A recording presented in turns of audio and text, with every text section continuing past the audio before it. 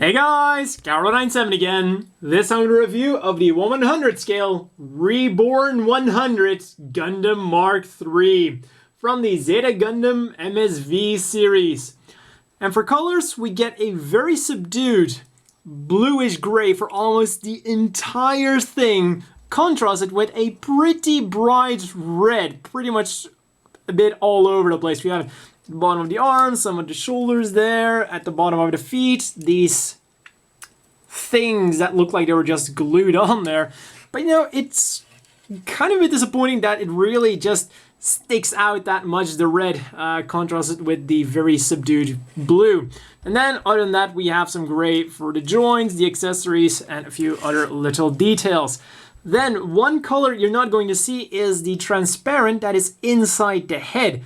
And that is a genius piece, because the transparent in the head, it encompasses the eyes, the front camera, the back camera, and the side vents here on the head. And when you look at the stickers, you also get stickers for those parts. So you have a nice metallic one for the front camera, you have a nice metallic one for the back camera. Then you of course have the traditional eye stickers, and then you have two black ones for the side vents there. But if you'd want to, you can very easily paint them, and because they were transparent, you can make them look really, really good. Then for other stickers, we get some more transparent ones here for the sensors on the chest. You get the orange ones on both sides of the wing binders, and also a few ones I haven't used here. They're supposed to go on those shoulders, on those little pieces right in there. But I figured, you know what, let's not use them. The red already stands out enough. I don't really need some extra pieces that really stand out. Then we get some orange ones that go on the shield right there. So overall, we don't get a lot of stickers. And, you know, there aren't really any stickers that you think, well, they really could have done without. And other than the normal stickers, we also get some clear markings. You get some AUG ones, some nice interesting camouflage things it seems, the usual warnings, and some little small text here and there. AUG, MSF 007, cautions, it's still a bad idea to stick your head up a thruster, and whatnot. Moving on with the articulation, and this was my biggest question after seeing what the Nightingale had to offer. How was this kit going to do it better than the Nightingale? Well, let's find out. The head goes a bit up, bit down. It has the double jointed chicken movement. So the head itself, well, it moves a bit, not too much. But then when we get to the arms, go forward, kind of in an odd way, because they don't just go horizontal or vertical, they go vertical. I mean, they go diagonal up. That was kind of surprising. It does make posing a bit weird sometimes, because you're trying to find that right angle, and you know, we're used to having either vertical or horizontal, but it's a bit weird, to be completely honest. But hey, it is definitely a nice joint. This shoulder armor goes up like that, this little thingy goes up, giving the arm a very nice movement upwards. We'll of course also rotate around all the way, turns around right there. And this is also a bit funky because it turns around above the elbow, but the good news about the elbow is double jointed. Not all the way, but hey, it moves plenty enough for me, and is a lot better than the Nightingale. The hands are in ball joints, wiggle around, turn around, and do everything a ball joint does. So it has to be said that the arm in this specific Reborn 100 scale thingy, it's a bit weird, but it's definitely not bad. What also isn't bad is the waist goes forwards really nicely, backwards a bit, and also side to side really nicely. So this kit is very, very flexible. Then the wing binders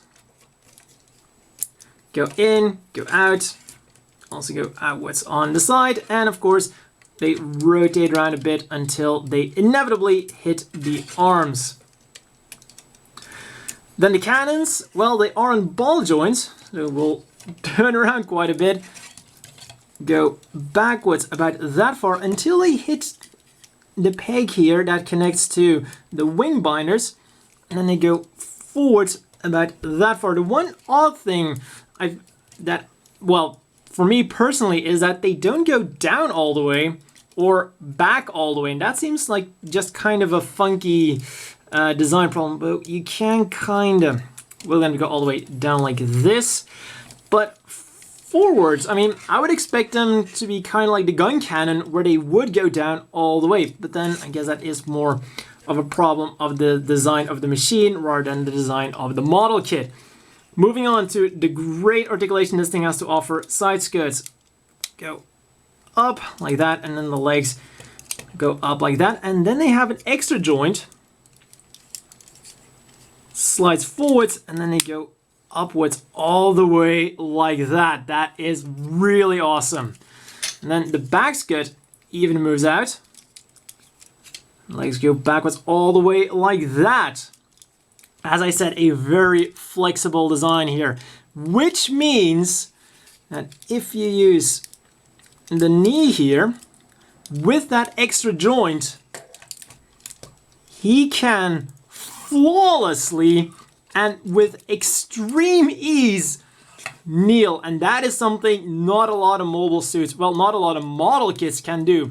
And that was absolutely, after the Nightingale, my biggest surprise with this model kit, just how well it could pull off the crouching kneeling pose. This is absolutely fantastic. Such a flexible design. And what I also like is, with a few monster grades I've built that had this joint, it was extremely stiff, and every time I wanted to move it, it felt like I was going to snap the peg off.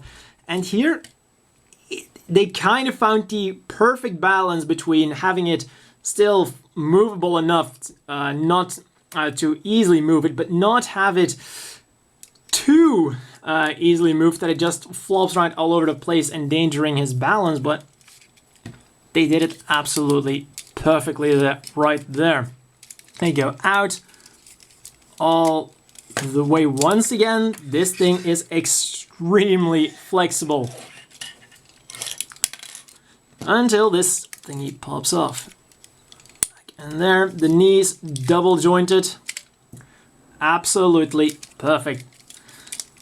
And this little thruster in the back has a little bit of movement. And the feet side to side really nicely once again. And the feet can stay flat like that. And then of course, well, if you really want to go further, and then they go backwards all the way like that, forwards like that, and this little thingy here. The foot guard also moves up and down a little bit. One thing that is a bit weird about the feet is that they don't rotate around, which is something pretty much any model kit has. But hey, other than that, the articulation on this thing is very, very good. Also, these red flaps here on the side go out. You go, go, in and out. And also the legs rotate around all the way. So essentially, even though some of the joints might be a bit on the weird and unique side, overall the articulation is very well done. I didn't really know what to expect after the Nightingale, but this definitely blew my mind and gave me a lot of hopes for this line. For some more sweetness, let's move on to the accessories. Starting off with the beam rifle. Very reminiscent of the Hyakushiki's beam rifle, but this one actually has two E-caps. One removable one at the bottom and one removable one at the top. Comes with a normal holding hand, which also doubles as a trigger finger hand.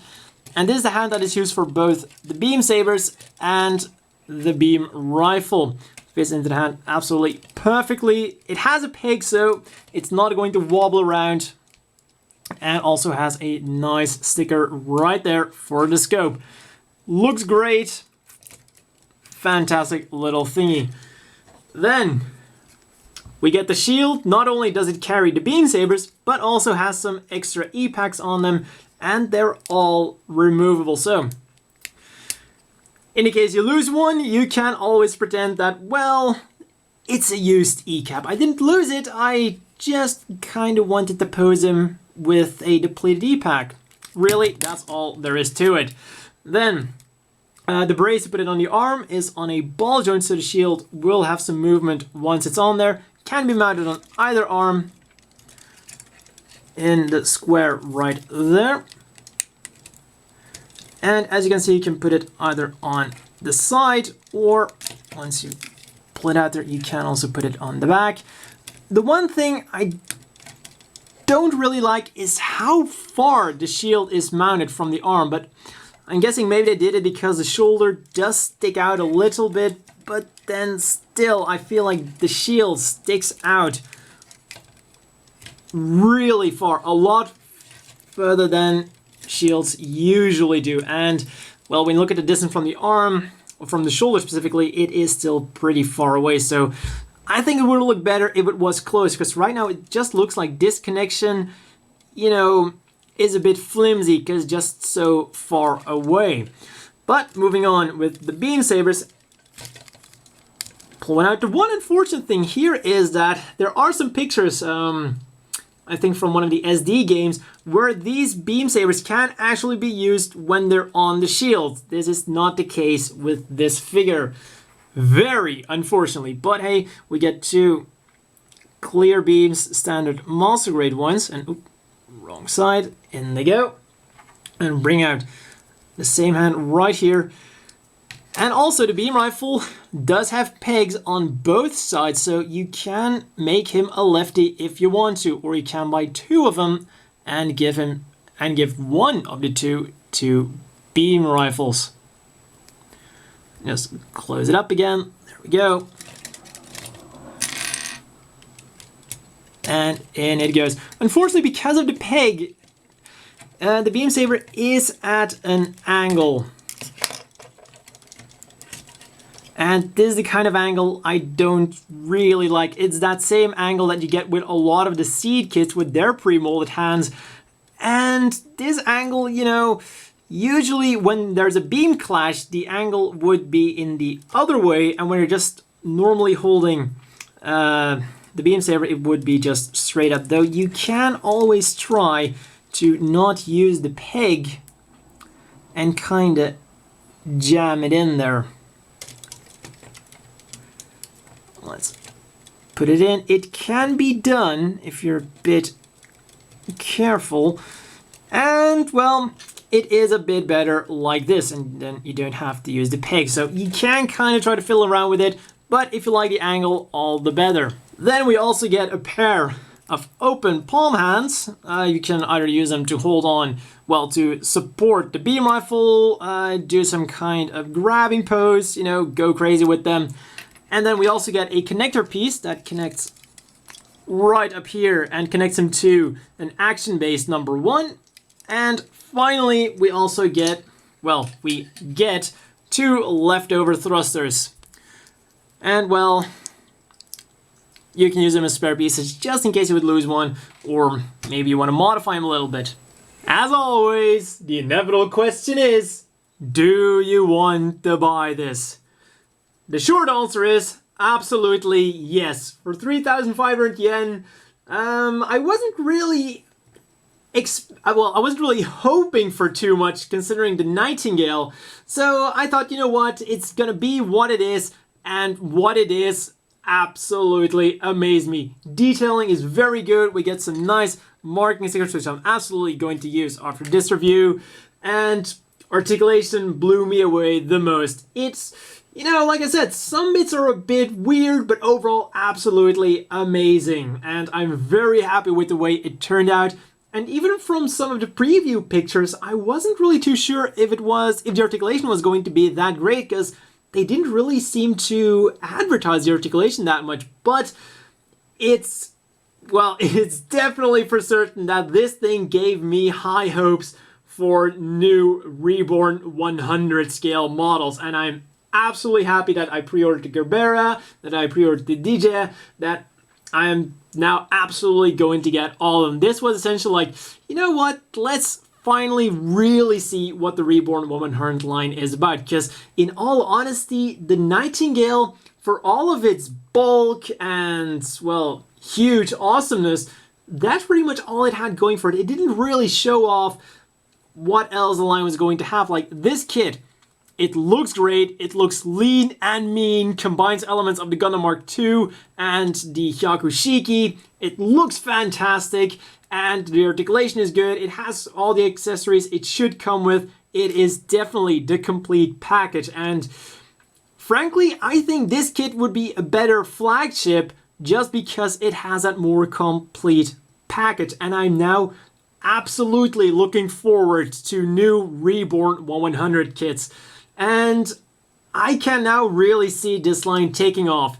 And, well, I really hope they're going to make much more use of this line for just model kits that wouldn't be made into monster grades. Like, for example, the Advance of Zeta, Gundam Sentinel, mobile suits from video games, you know, the Ifrit, and machines like that. I can definitely see that happen now.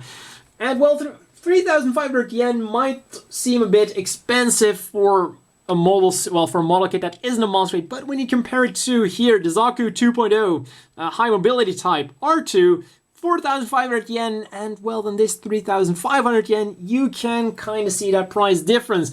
Of course, keep in mind for people who are really big fans of monster grades, this isn't a replacement for a monster grade. They are right that it has the quality of a monster grade in, well, in terms of detailing and in terms of looks, and now that we get the peel-off stickers, unfortunately we do not get rub transfer ones, and well, that is where you can start to see that this isn't the monster grade. Of course, also it doesn't have an inner frame. So if those are things you really must have and that you're really into, you are still gonna have to go with the monster grade line. But frankly, for me, the inner frame, you don't really see it too often, and especially with some of the more modern monster grades, the inner frame is a bit basic anyway, so I think the Reborn 100 line is absolutely fantastic, and this kit is really, really awesome. For 3,500 yen, I can totally recommend this to anyone who thinks, well, it looks pretty cool. Believe me, it looks fantastic in real life. For size comparisons, let's once again put him next to the standard sized Zaku and the standard sized Jim. As I said before, it's a pretty tall machine, especially if you keep into account the wing binders and the cannons. Since I've mentioned him so much during the review, here he is next to the Nightingale. It's a pretty massive machine next to the Gundam Mark.III. You know, you might see why this was chosen as the flagship, but then again, this one does have much superior articulation.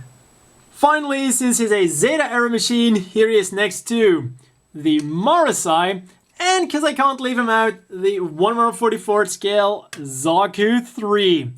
And that's all for this review. I'm really looking forward to the next Reborn 100, and see you guys next time.